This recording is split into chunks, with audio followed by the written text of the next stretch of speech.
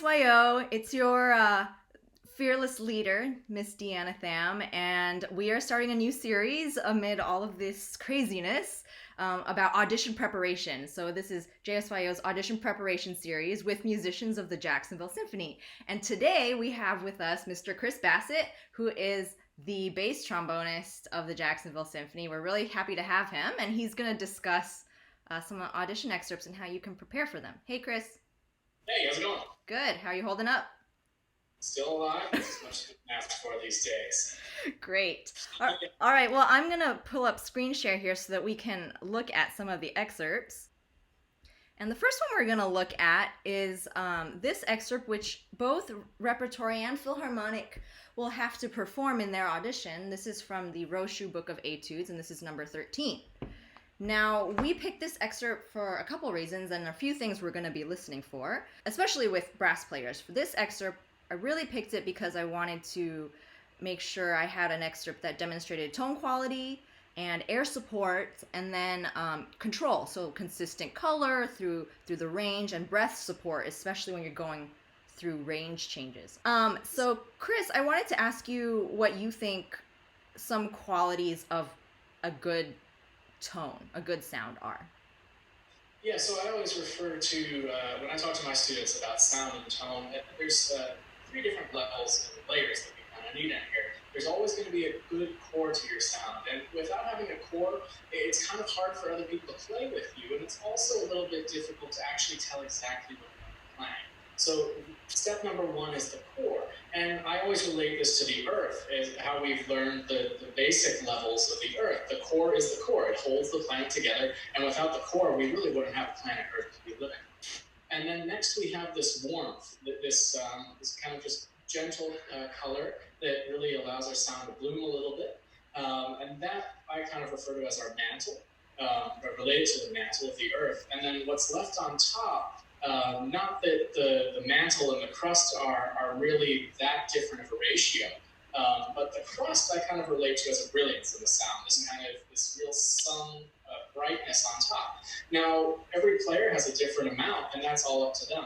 But it's really important that we have a good core to the sound, first and foremost. Then we can kind of decide how much warmth or how much brilliance we want to add into our mix on our EQ or insert, for example. Awesome. Now, as the way I understand it too, is if you have a good core to the sound, no matter what dynamic you're playing at, everyone in the hall would be able to hear you. Exactly. We just did Tchaikovsky's Sixth Symphony a couple months ago in the hall, and there's a moment in the end for the trombones that gets down to 5 Ps, if you can even believe that was written for the trombone. But the 5 P moment, I tell my students, and I remember my very first lesson with my very first teacher, the biggest rule was put an X somewhere on the wall far away from you and play with it. Everything you ever do, whether it's 5 Ps or 6 Fs, I hope you never see 6 Fs, but go all the way to that point and always imagine your sound going somewhere. Like a laser. Exactly. That's a great tip. All right, well, let's talk about this excerpt, or the excerpt of this etude here. And what are some parts of this excerpt that you find challenging?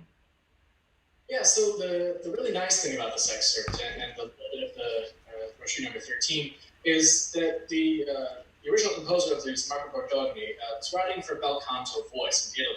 So these should all be very well sung. We're going for lyricism through here, but some of the things that can be a little bit more difficult are these intervals that we find in here. They're not very difficult intervals per se to the ear. However, they can be a little bit further in distance than we may be used to. So it's always good to just really remember in legato to really be singing through the very end of the note you're currently on before you get to the next note. Otherwise, we'll kind of end up with some space in between.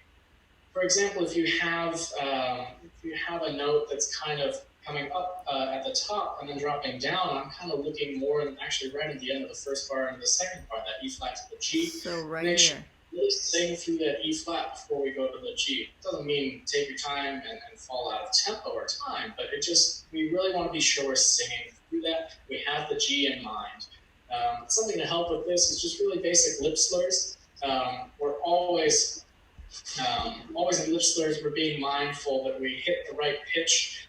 We're not going too far past or too far above pitch, depending on our destination. Can you demonstrate some, like a good exercise to practice that part that you talked about?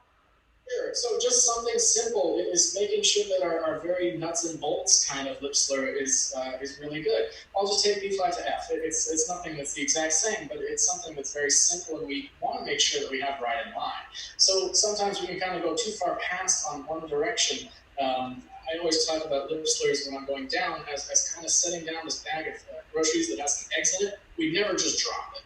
We always will just kind of place it very gently so the eggs don't break. And that's kind of what I'm thinking about when I'm going down. When I'm going up, I'm very much thinking about just kind of floating. So a very simple one is just. And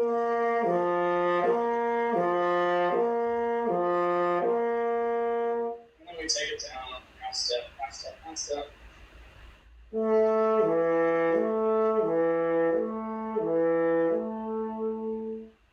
Now, to kind of apply this more so, you can expand your lip slurs into different things. You can skip a partial like that.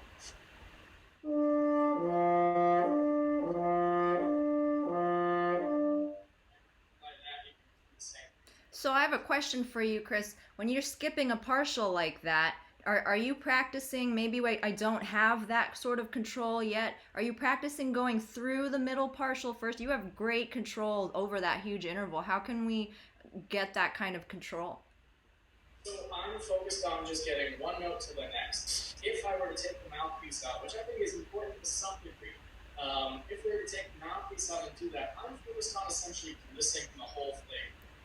With having, I want to hear my destination. I want to hear the D, I want to hear the F.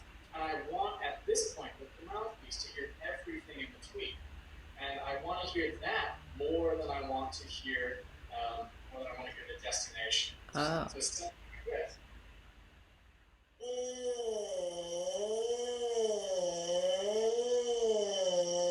Well, it sounds kind of like a roller coaster. I realized those weren't the exact right pitches, but we want to make it sound like this very constant wave going on here. And then once I put it into the horn, it should sound a little bit more fluid. But I'm focused on making sure the air keeps going. Awesome. Well, that's really helpful because there are a lot of kind of bigger jumps through slurs here that we want to make sure that we hit in the audition room. Definitely going to be listening for that. So another thing that I listen for in auditions, which I'm sure you'll agree with, is accuracy of rhythm. Mm-hmm. Is that, how are you approaching that with this excerpt? But if I have any problems coming through here, like let's just say on the dotted eighth note, I'll make sure I put 2 dash marks over that so I know that the 2 beats get that. And then I'll put a dash mark over the second of the 3/16ths in the first bar for the grouping, just to use that as an example. Do you ever practice playing subdivisions?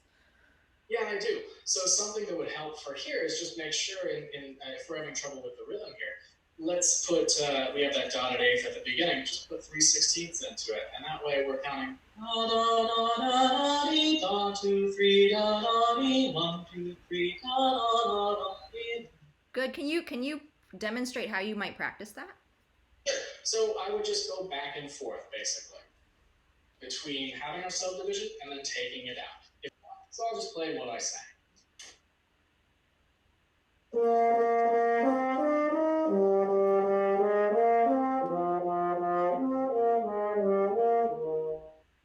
Great. And then go to what's actually written.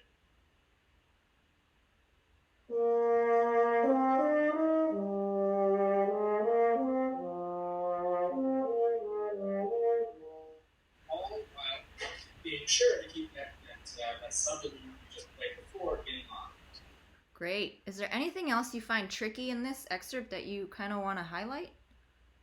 Yeah, so the grace notes can be a little bit tricky for trombonists and for any wind instrumentalists, to be honest. The tendency is for one thing too fast, actually. So the trickiness is going to be in the grace notes a little bit. We want to make sure that we really hear them. So this all kind of can go back to what Arnold Jacobs always talked about in Song and Wind, which is a big little treatise on how to play a brass instrument. For those of you who don't know, Arnold Jacobs used to be the principal tuba player with the Chicago Symphony for quite a while. But he always talks about Song and Wind, and the one thing that should be really you should really take away from that and really notice is you put song first, music second.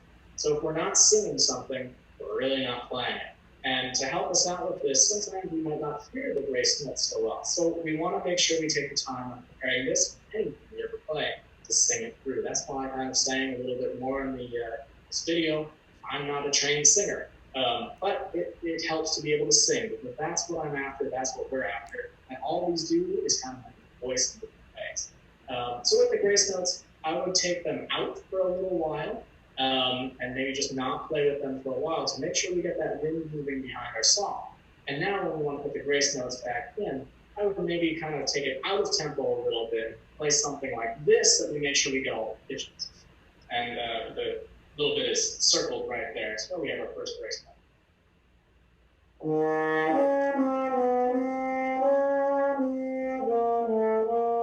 Something like that, where everything is kind of even. Yes, there was not really a time signature there, but what I'm after is making sure that D flat really speaks and my ear can really hear it. And then after repeating that a few times, I will kind of cycle it, put it back and back to itself, and keep playing that over and over and over without really allowing ourselves any time in between to let our mind think about it. Just let the body figure it out. We would go to the actual bit, and I'll go ahead and cycle this for you so you can see what I'm talking about with the cycle.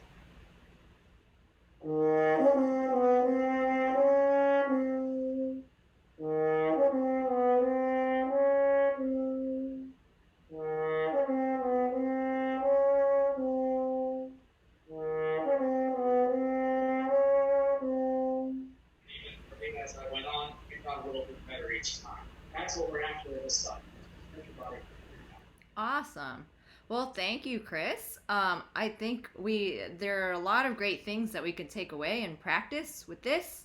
And thanks for helping us out with our auditions.